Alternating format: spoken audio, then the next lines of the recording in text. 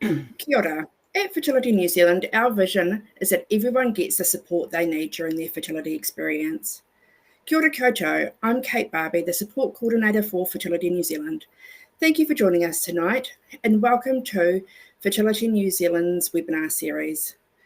Tonight's webinar, Motivations for Egg Donation. Fertility New Zealand walks alongside all people facing fertility challenges, and we do this by providing support, information, services, and being the voice of this community through our advocacy work. You can contact us for free impartial guidance and support through our helpline. We provide free in-person and online fertility support services throughout Aotearoa. Visit our website for more information and resources and connect with us on social media. You can also join Fertility New Zealand as a member. Membership is free. By joining, you support our valuable work. Tonight, I'm so pleased to introduce you to Dr. Sonia Gudecki, our wonderful guest presenter. Sonia is an Associate Professor of Psychology at Auckland University of Technology and a registered clinical psychologist. She is also a board member here at Fertility New Zealand. Tonight, Sonia will cover her research on egg donation and what motivates people to become donors. At the end, we'll have some time for questions. Pop them into the chat anytime, and then we'll go through them with Sonia after her presentation. Over to you, Sonia. Thank you very much, Kate. Kia ora koutou. So lovely to be joining you today to talk about some of my research on motivations for egg donation, and I look forward to chatting to some of you at the end with any of your questions that you may have. So my talk today is about what motivates individuals to donate their eggs. So a little bit of context to egg donation in Aotearoa, New Zealand. Egg donation is an option for those who are unable to produce viable eggs. This might be, for example, because they've got premature ovarian failure, because of a range of genetic conditions, and sometimes because of age-related factors as well. Or it could be for same-sex male couples or single men who'd like to build their families. Unfortunately, we've got the circumstance in New Zealand where demand for egg donors tends to outstrip the number of donor lists. Numbers of donors that are available. And so we've got quite long waiting lists, and it can be quite difficult for individuals to source egg donors. But roughly about 10% of treatment cycles across New Zealand and Australia involve some form of gamete donation, whether that be egg, sperm, or embryo. Excuse me. To provide a bit of a context to how embryo donation proceeds in New Zealand, the requirements in New Zealand are that the donation has to be identity release.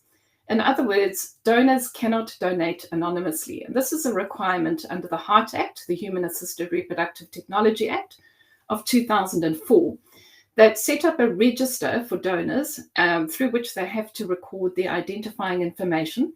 And this needs to be made available to donor-conceived persons at the age of 18 at the latest. So disclosure of donor conception is very much something that is encouraged in New Zealand. It's a principle of the HEART Act, and a register has been established, although there's actually no legislation that will enforce a disclosure. So while parents are strongly encouraged to disclose to their children that donor conception has been used in building their families, there's nothing in the legislation, such as birth certificate annotation, for example, that would compel a parent to disclose. But we'll talk a little bit more about disclosure later on as well. So that's the first requirement in New Zealand, that identity release is encouraged or is mandated for donors, and identity release is encouraged for parents. And then secondly, donation in New Zealand has to be strictly altruistic. In other words, it's seen as giving a gift by a person to another person, and there should be no valuable consideration. And what is meant by that is that there shouldn't be any payment exchanged for receiving eggs. So payment in the form of something that could constitute financial reward, or getting a discount for services, or maybe a priority for another provision of a service. What is possible in New Zealand, however, is for donors to be reimbursed for the expenses that they might incur in the process of donation, because it can be quite an intensive and time-consuming process. So there might be a number of expenses associated, for example, travel to and from the clinic, or for childcare, for example. So in the past, what would tend to happen is that donors would invoice the clinic and let them know what the expenses were.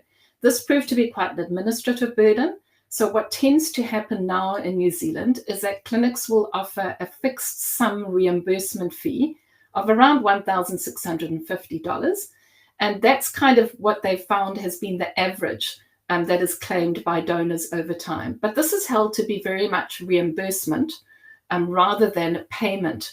And if you look at how this differs from some international countries, for example, in the States, you would pay roughly $6,000 to source egg donors. And that can go up as well, depending on the type of donors that you access. In New Zealand, we've got a number of different types of donors. Many of the egg donors that are available are known donors. In other words, they are known to the parents, the prospective parents beforehand. So they might be family members or friends. And this is something that a lot of people find that they are needing to do when they're trying to build their family and have to use egg donation or need to use egg donation as part of that process. Sometimes they're also recruited through social networks. So it might be a friend of a friend's, for example. And so it would in many ways be what we term a previously unknown donor. So somebody that's unknown to the recipients, the prospective parents, before that whole donation process unfolded. This can also occur in New Zealand by having clinic recruited donors. So sometimes donors will approach clinics to donate their eggs, or they'll approach them after seeing an advert in maybe a parenting magazine, for example. So those would be clinic recruited donors. And in these cases, they may or may not meet the recipients face to face. And we'll talk a little bit more about that. But quite commonly nowadays, we're also seeing that donors are recruited online. There are a lot of different forums out there at the moment for various forms of donation, and that seems to be a more common way of recruiting donors than it has been previously, both here and in Australia. So the typical process, if one's going through the clinic, is that both the clinic donor and the recipients or prospective parents will complete a profile about themselves.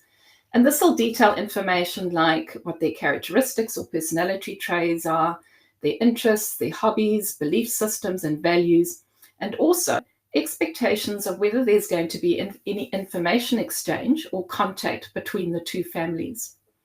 There's also individual counselling, both for the donors and the recipients before they make that decision to donate. And then the donor coordinator team, or sometimes the counsellors, will link the two profiles. And the donor tends to view the recipient profile first, and the recipient then views the donor profile. A joint meeting is offered for donors and prospective parents or recipients that are previously unknown to each other. It's not compulsory, but it's something that is offered, and many people tend to take that up.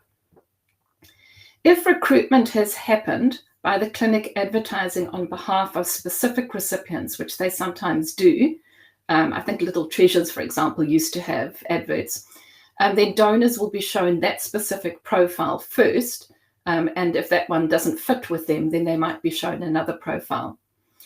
In cases where donors and recipients have met each other online and then approach the clinic, they receive both individual and joint counselling.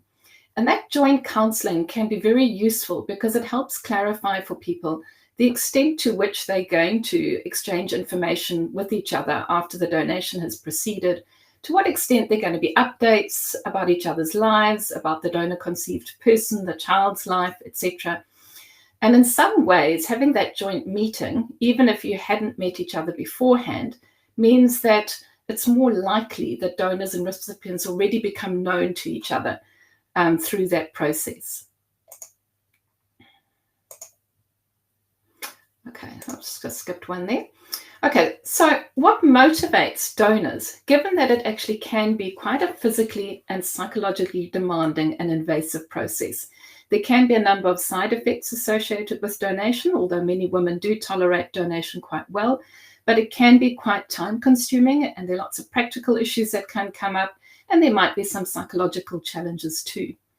But if we look at the research and from practical experience as well, people who donate to those that they know tend to do so because of the close relationship they have and often a real sense of empathy and understanding for the struggle that people might have when they're wanting to build a family and they're having a difficulty doing so. And sometimes there's also a bit of a feeling of responsibility. When it's someone close to you, people might feel like they have a responsibility and an obligation to help those that they know. But for those donors who donate to people that they've probably never met before the donation process, so they're previously unknown, what would be the motivations? There's a lot of debate about this, and there's been quite a lot of research that explores whether being paid to donate could be a possible motivation. And certainly in some countries where payment is offered for donors, you'll see that the advertising is about not only about helping somebody to build a family, but it's also seen as a way in which income can be generated. So in the States, for example, some of the egg banks will advertise that women could earn some money in this process. And this has generated a bit of debate and some controversy because the people who are opposed to the idea of payment say that there's a risk of exploitation, that sometimes the women that are targeted for donation tend to be from more vulnerable populations. For example, they might be young students who are trying to fund their study and see this as a way of being able to achieve that without building up debt. And the question here is often around, to what extent can donors in that position be really be giving on informed consent when there might be pressure to donate, financial pressure, and when they might not necessarily be thinking through some of the both shorter term implications and even longer term implications, such as what might the donor conceived person one day expect from them? Might they want to make contact or find out more about them, for example? There are also concerns about whether this goes down the commodification of the human body route and how donor-conceived people would make sense of knowing that they were conceived from a donation that was done to receive a payment. Some people believe that that really conflicts with the idea of gifting. So a little bit tricky because, of course, many people will do things for which they get paid, but they also have a motive to help other people. So quite contentious, but in New Zealand, the focus is very much on altruistic and non-paid donation, and that's very much part of the culture here. Some people also express concern that if it is a paid donation, it's almost seen like a one-way transaction. Someone has donated something, donated in inverted commas, they've been paid for it, and that's therefore done and dusted. It's over and done with, and that donors in those circumstances may be less likely to consider the rights of donor-conceived people to access information in the future. So maybe they'll be less interested in that contact. Again, there's sometimes quite blurry lines here. Other donors might be donating because they really want to help others. They see themselves as altruistic, they want to give a gift, they're not expecting something in return. Yet others have been suggested that maybe they're donating because it's a desire to become a parent in a different way. This obviously can be quite threatening when you're thinking about building a family and there's a third person involved in the process. I think this is probably less of a concern than people might think, and we'll look at some of the research a little bit later on what donors have actually said about the process. And then some people have said, well, maybe it's people wanting to put their DNA out in the world, so to speak. And again, I think that's less of a concern than maybe some people have wondered about. So turning to the research that we did, we interviewed 21 donors in New Zealand, and we explored what their motivations were to donate, what their expectations were going into the whole donation process, and then how they experienced donation in the longer term also. We also asked them questions around how they saw the donor-conceived person, what the expectations were around information exchange and contact with the donor-conceived child, as well as with the parents. 12 of our 21 donors had donated to more than one set of recipients, and at the time of the study, 26 children had been born and 8 recipients were pregnant at the time of the interview. 9 out of 21 had information or contact, some degree of contact with the parents or the donor-conceived children. So that's quite a high number. Now, some of the topics or themes that I'm going to talk about in the next couple of slides have also been identified in research in the United Kingdom, done by Petra Nordquist and Leah Gilman, and also by Kel Volks in Australia, in Melbourne specifically, and she'll be publishing on that quite soon. So quite similar themes are coming up across research. So what are these themes? First of all, the donors in our study all really highly valued becoming a parent. For example, one of the donors said, "I would have been devastated if I hadn't been able to have kids of my own." The donors spoke about really appreciating their own journey to parenthood, either of it being relatively easy for them, or of having had experiences where it was quite difficult for them to build their families also, and then really appreciating the struggle that people might might go through and wanting to help those who'd experienced similar difficulties. So a real sense of wanting to give back. For example, one of our donors said, "I think one of the biggest factors really was that because it came so easy for me, like my own pregnancies, in some ways, I guess I felt a little bit guilty." And another donor said, "My own experience made me think, well, to have to advertise in a magazine to allow you to have a child, wow, this person has obviously gone through so much to get to that point."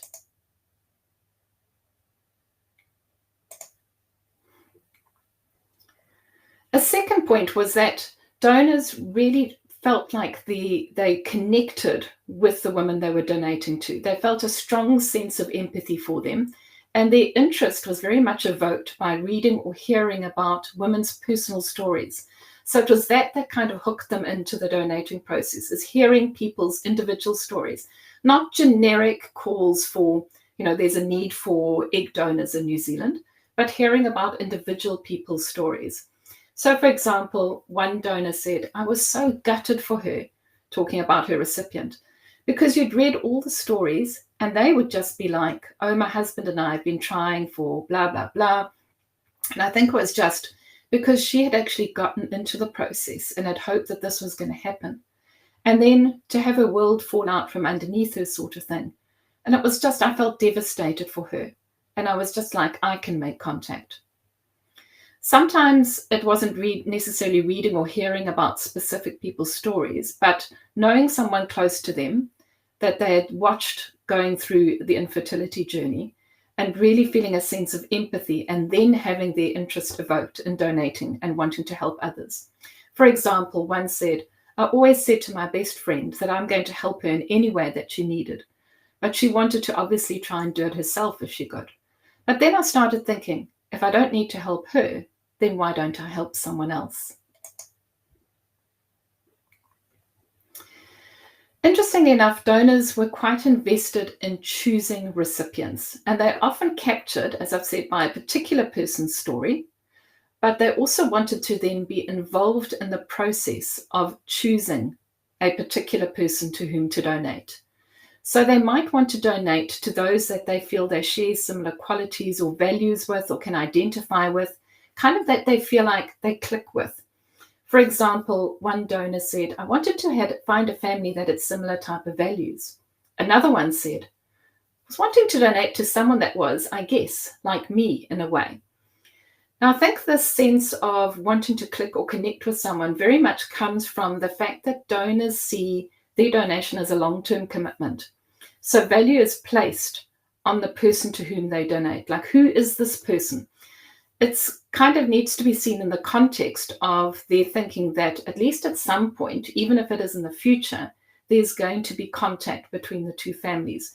And so because they envisage that there's going to be contact, it's that sense of it would be good then if we are able to build a positive relationship and have a good connection, that we click, that we get on well, because that'll be in everybody's best interests, including the donor-conceived child. But they also did it in thinking about their own children being raised in their family and thinking of the donor-conceived child and the genetic link with them, and often seeing them as siblings, their children and the donor-conceived child. And then thinking, well, if there's going to be connection between those two families, it would be good if we kind of more or less on the same page, because that would smooth things over in terms of the future. They also wanted to choose people that they felt would make good parents. So they were invested in the welfare of the donor-conceived child as well. So it's donating with that sense of connecting with somebody, having empathy for them, and a real interest in the recipients as people and a desire to help them. So in many ways, what they were doing is giving a very personal type of gift. And if you think about gift giving in our culture and society, When you give a gift, it's not necessarily the case that you expect someone to give you a gift in return, but you do expect some form of acknowledgement. And for the donors in this study and the ones that we've looked at in the UK and in Australia, it's certainly what donors appear to expect is they want to know what happens as a result of their donation. So donors are very interested in what is the potential outcome from this donation. Was a child born? How are the parents doing? How are the donor-conceived children doing? So they very much value the opportunity for feedback. One donor, for example, said, "You get really invested. So as much as the person who's having the baby is invested, so are we." And another one spoke about her own excitement when she heard that the recipient was pregnant. So it's really important to them to hear what's happening because they've developed that sense of personal connection.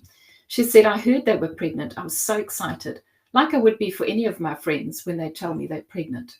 Notice here too that a lot of the interest in the other family is interest in the parents, not necessarily always the donor-conceived children. And then it was also important to donors that they kind of knew how much of a difference the act had achieved. So one donor said, "When you're donating money, you don't really know where that money goes. You don't even know if it makes much of a difference.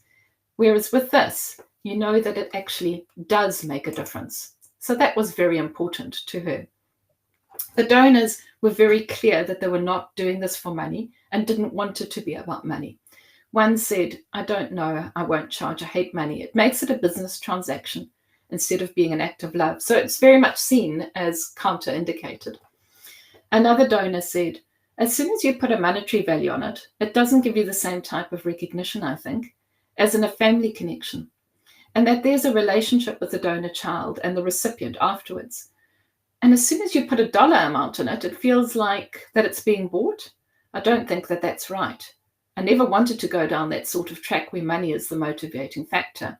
I mean, the motivating factor, in my opinion, should be the gift of doing something for somebody else. And a relationship is the end result." So you can see that personal connection as well. Now, I know some parents sometimes worry about what does that mean for the role of the donor in the family, and we'll talk a bit more about that as well. Donors tended to see themselves as quite generous people by nature, altruistic by nature, and providing an act that was good. So one donor, for example, said, "I've always known that it's better to give of yourself and do what you can for people. That'll bring you the greatest joy." And another one said, "I think I've always been a giver." So it did give them some satisfaction and a sense of personal reward. One donor said, "It's just such a great feeling. It feels so bloody good, like you've done something to help someone feel happy. It makes me all giddy." This can be quite complex and needs to be balanced against making sure that donors are acknowledging the risks and not downplaying or ignoring them. So just something to keep in mind in the process. So just in a nutshell, in terms of motivations, what motivates people to donate, it's that sense of empathy. It's usually the personal stories that trigger that interest and that motivation and that sense of identifying with a specific other to whom they then want to give a gift. Women are interested in having people with whom they feel compatible when they're donating, someone they click with, could potentially even feel like they could become friends with, and would make good parents.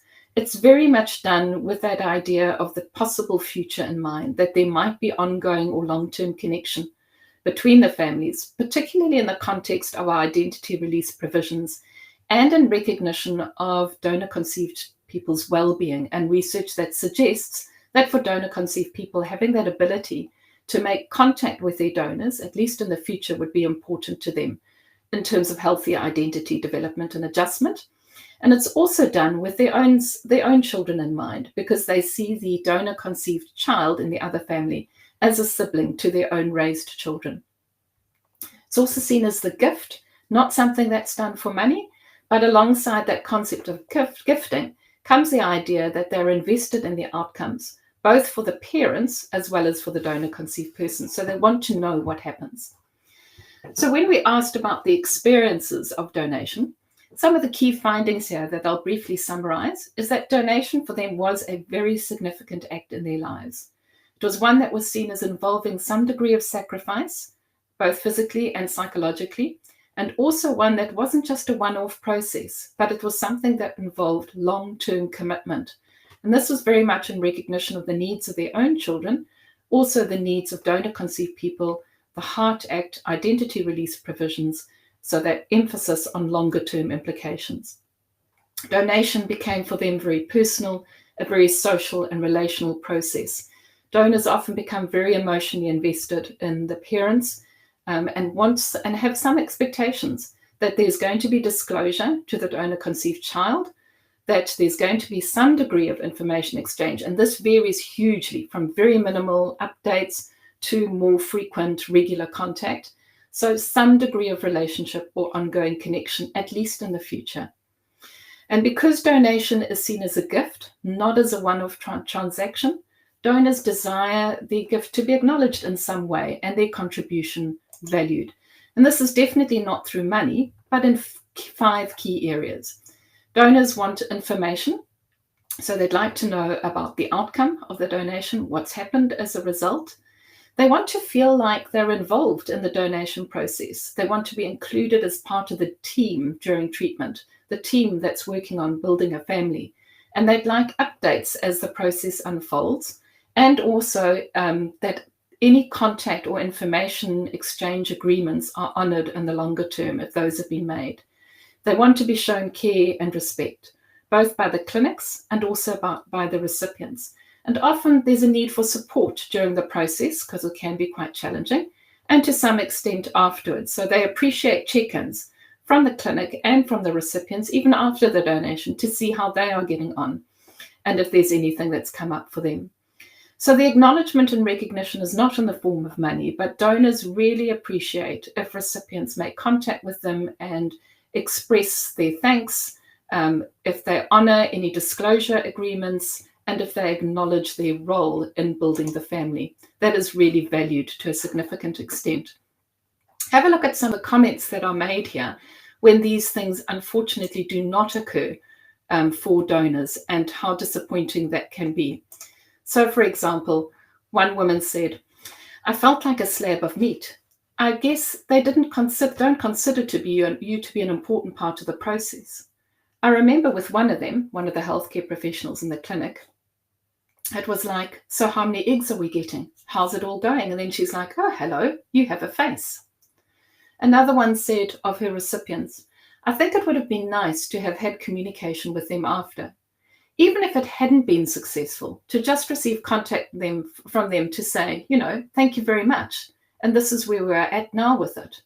I felt discarded by her recipients. Another one spoke about the following: "I just feel like, as the donor, you kind of disregarded.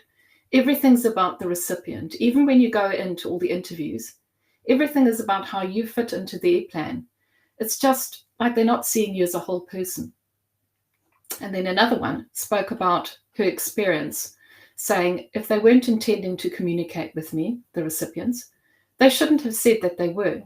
But at the same time, I know that there's such a shortage of egg donors. They're just desperate for somebody, and it's an easy situation to just fudge a little bit, say whatever is going to get you across the line. So those are some unfortunate experiences versus some of the comments that donors made to us when they had a positive experience. For example, "I felt appreciated by the recipient. Yes, I did. Yep, I did. The recipient family definitely made me feel like it was a big deal to them. And they were grateful, and that gave me the warm fuzzies, So words of thanks were greatly valued." Another example, "My recipients actually have the whole process really well documented with photographs. From the first time we met, from the egg donation, from everything. The birth, like everything. And they actually put it all together in a massive big photo album, all of the photos of our whole journey from start to finish. And they gave it to me as a gift as soon as the baby was born." So you can see how important it is to donors that there's some acknowledgement of their role. Now, sometimes when we talk about this, this creates a little bit of anxiety for prospective parents, thinking about, well, what's the role of the donor going to be in our families if we're building our families in this somewhat different way? And is that going to affect our relationship with our children? I think it's important to recognize that donors clearly see themselves as not being the parents. Here are some quotes to illustrate that. I never at any stage felt like it was my baby or anything. It was just always, this is their baby. And another donor said, I feel like I don't want to step on toes or overimpose or something. I just try to hopefully hear about the kids and have some contact, but at the limits that they, the recipients, are comfortable with. So they're very clear about their roles. They're not the parents, but they do appreciate having some degree of information exchange and contact, and they still feel connected to both the recipient parents and also the donor-conceived child. They often frame it in extended family or friendship terms.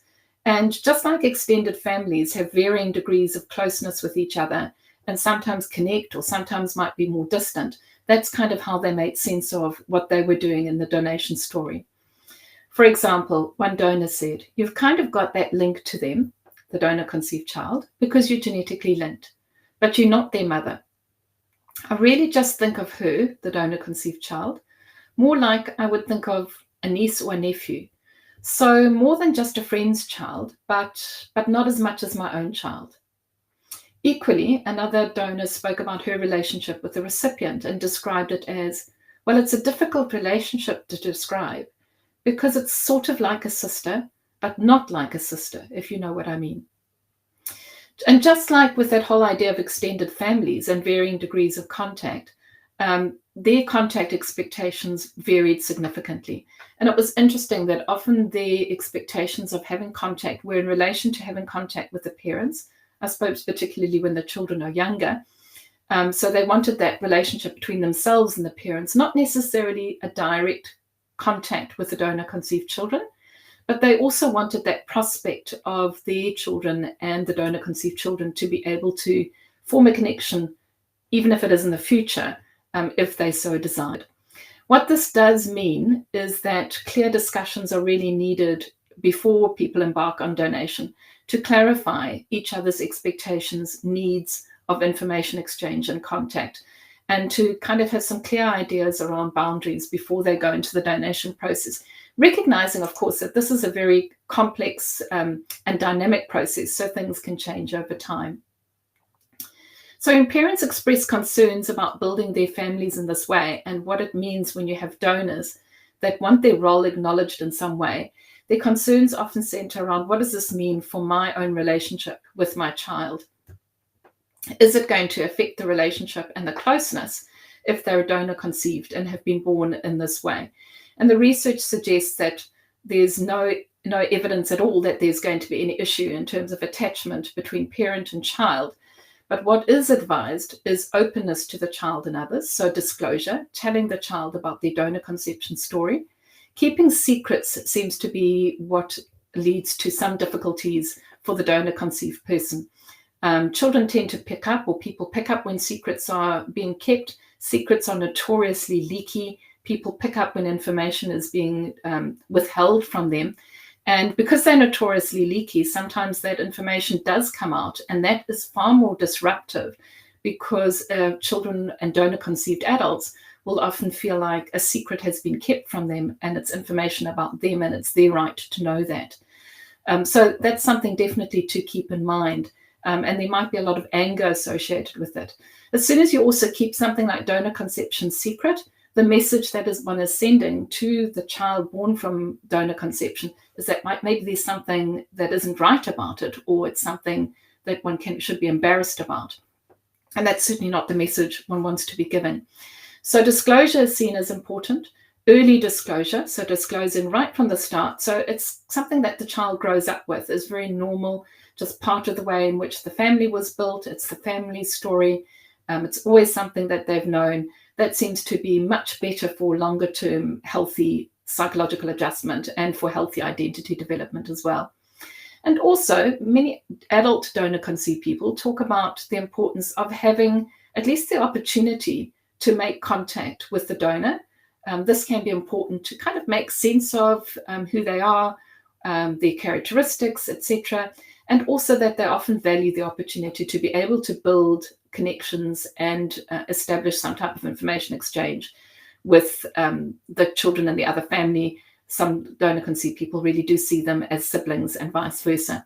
So this is very much in line with donor-conceived person discourse around ethical donor conception, which is often about, if you look at Donor Conceived Aotearoa, for example, they suggest disclosure, early disclosure, and this opportunity for information exchange and contact to be possible.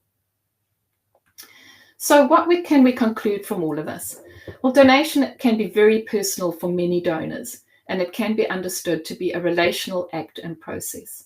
Donors often want some agency in the sense they'd like to be able to have a role in recruitment. They want to be able to have some choice to whom they are donating. And maybe this is a reason why it's increasingly occurring online, because there's that opportunity to be able to do so. And donation requires appropriate acknowledgement of the donor's role and meaningful inclusion of them in a partnership. They really don't see themselves as the parents, but their role and their value needs to be acknowledged. And perhaps if we can do a good job of valuing our donors and seeing them as part of the process of family building, maybe they would be more likely to donate, maybe themselves, or maybe they'd be more likely to encourage other women to donate in that context. So donation is very much not something one can see as a one-off transaction. It is really important to clarify expectations around information exchange and contact. And as I've said, there's a huge range of information and contact arrangements that I've seen in place that work very well, and varies from person to person. And I guess one needs to consider that this can be a different way of building a family, but one that does acknowledge that another person has been involved in it. That can be quite a difficult thing to process and work through as a parent, but it's certainly not an impossible thing to do. And in all of it, the needs of donor-conceived people need to be prioritized, and to really give thought to longer-term implications of donation and family building. And then finally, to recognize that this is a dynamic process and things change over time. We often find that in the early stages of donation, there's quite a lot of contact or need for contact between the two families, and that can ease off a little bit over time, and then maybe build up again when the donor-conceived person or one of the siblings in the donor's family has some questions that might need to be answered. So there's really quite a lot of variety that can happen in this process. So that's a very brief snapshot and overview of some of the research that we've done. And I'll hand it back to the moderators to see if we have any questions. Thank you very much.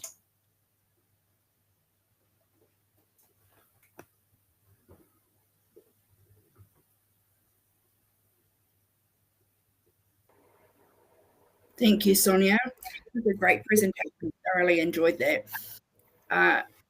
Myself, having gone through and donated our embryos when we finished our fertility journey, a lot of what you was presented in tonight's presentation really resonated with myself as well. When we were looking at profiles, for me, picking a family based on our values as well was, and having those similar connections was really important to myself and my husband. So really interesting. So thank you for sharing that. We have come to the end, or nearing the end of our presentation. So if anyone does have questions, please fire them through. But while we were waiting, Sonia, I don't suppose you've got a minute to share any other research you've been involved in? Yes, actually, we're doing a project at the moment as part of the group called DIANZ, Donor Identity Aotearoa in New Zealand. And I'm working together there with Professor Cindy Farquhar from Auckland University, Rebecca Hamilton from Donor Conceived Aotearoa, and then some academics from Otago as well as from Canterbury. And what we're looking at is the provisions of the Heart Act. As I said right at the beginning, the Heart Act encourages disclosure, but hasn't put in place anything to require parents to disclose. So our question is really, have parents been disclosing to their children? And if so, how and when? And what has the outcome been? And what has it been like? Is it disclosure that's occurring, or is there quite a lot of information sharing and exchange and contact? How's it unfolding for parents? What type of support do they need? So we've just finished the data collection on that study, and we'll be analysing some of that quite soon and hoping to present that at a hui that we're going to have later in the year in Auckland. And there's lots of other little bits and pieces of research. We're doing some other research that's looking at contact experiences that all the different parties involved in donor conception. So the donors, the parents, the donor conceived children, the children being raised by the donors, extended family, and then also we're finding there's more and more contact between same donor siblings. So from children that have been born from the same donor and from their parents building connections with each other, and then the siblings building connections with each other. So we're doing some work to have a look at how those contact experiences are unfolding. And then another interesting piece of research is we know that a lot of donation, especially sperm donation, is occurring outside of the clinic setting.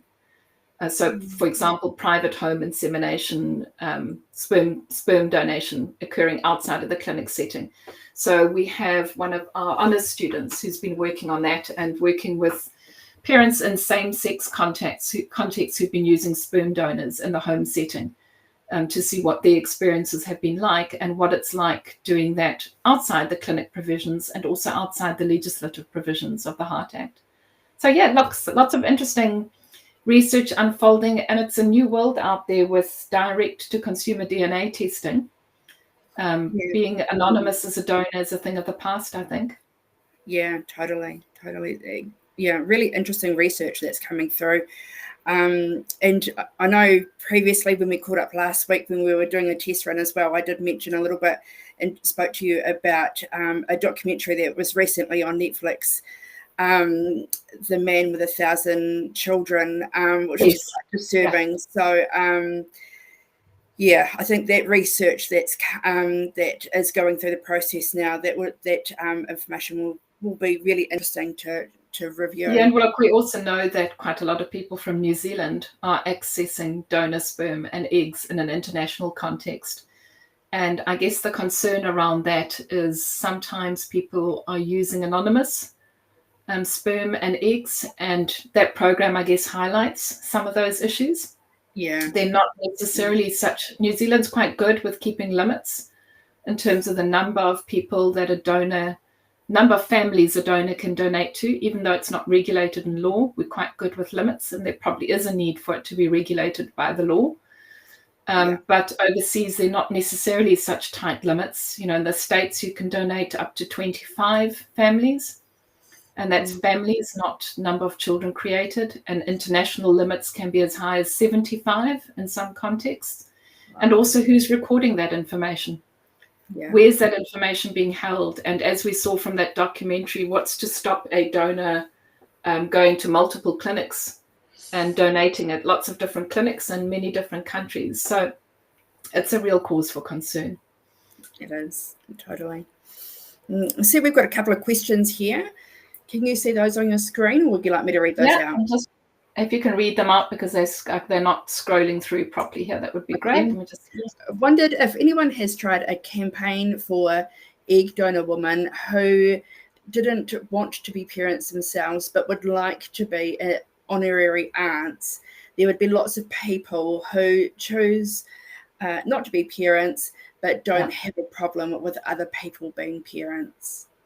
Yeah, I mean, I think typically clinics have wanted people to donate when they've had their own children because they're aware that there could be some potential risks. But certainly one of the women in our study did not have children and had gone ahead and donated. So that is possible too. And I think there might be people in that position. It's getting your head around it as a parent that you might have somebody else involved in your family whose genetic material you've used, who's helped you in your family building and is not the parent, and how those roles are going to be clarified. And maybe that people are looking online and finding people in that way. I think it's just super important in circumstances like that to clarify, though, as much as you can, what the roles of everybody are, because you can see that it could be a bit blurry. Yeah, totally, 100%. It's kind of really a similar question as well. So I think you've kind of answered that one. And is there a nationwide campaign? Yeah. It would be fantastic, I think. You mean a nationwide campaign to try and recruit people, if I'm understanding correctly.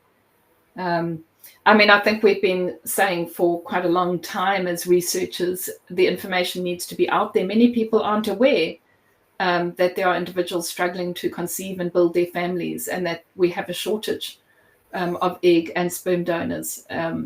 So yes, I think a public campaign would be really good, and particularly also around the legal provisions at the same time. I think some psychoeducation would be very worthwhile. Cool. Just to generate a bit of interest. But I do think, it's that personal stories that is what's hooking in. Often people hear those general stories and it doesn't sink in.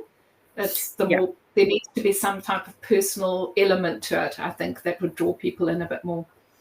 Yeah, totally. Just got another question here. I know that we can't pay a donor other than expenses, but does the Heart Act stop us from making a donation to a charity in appreciation and making the potential donor aware? That way we're doing it for a cause, say UNICEF. They care about us as well as other reasons you mentioned. Yeah, I mean, look, the Heart Act says no valuable consideration. And the way they define that is no direct payment constituting financial reward. So I guess it wouldn't constitute that. And they can't have any benefit in terms of getting speedier access to services or a discount in services, say if they need their own form of treatment. So I guess in that case, I can't see, I'm not a legal expert, so I can't, strictly speaking, answer that with 100% confidence. But I can't see that would be a difficulty, donating to a charity and saying, look, I'm doing it in your honor. I think for donors, it's very much about the idea is, can you recognize them in some way? And I would see that would possibly be something that would be valued. They're great questions. So thank you for definitely sharing those tonight. Yes, and just checking Facebook while I'm here live as well, and almost ticking along, no questions on Facebook too. All good. So I think that is us coming to the end of our presentation tonight. So Sonia, thank you so much for your time. Really engaging and really interesting presentation tonight. So really value you being with us tonight and sharing this research. So thank you very much. You're very welcome. I thoroughly enjoyed having the opportunity to talk about it. It's certainly a passion of mine, and I welcome anybody reaching out and contacting me if they've got any questions or would like to find out more about our research. Lovely. Thank you. Okay. Take care. Have a lovely evening, everybody. Good night. Thanks, Sonia. And just wrapping up, our next webinar next month is on fertility and grief with Megan Downer. So we look forward to seeing you next month as well for our next webinar. Take care, everybody, and good night. Good night.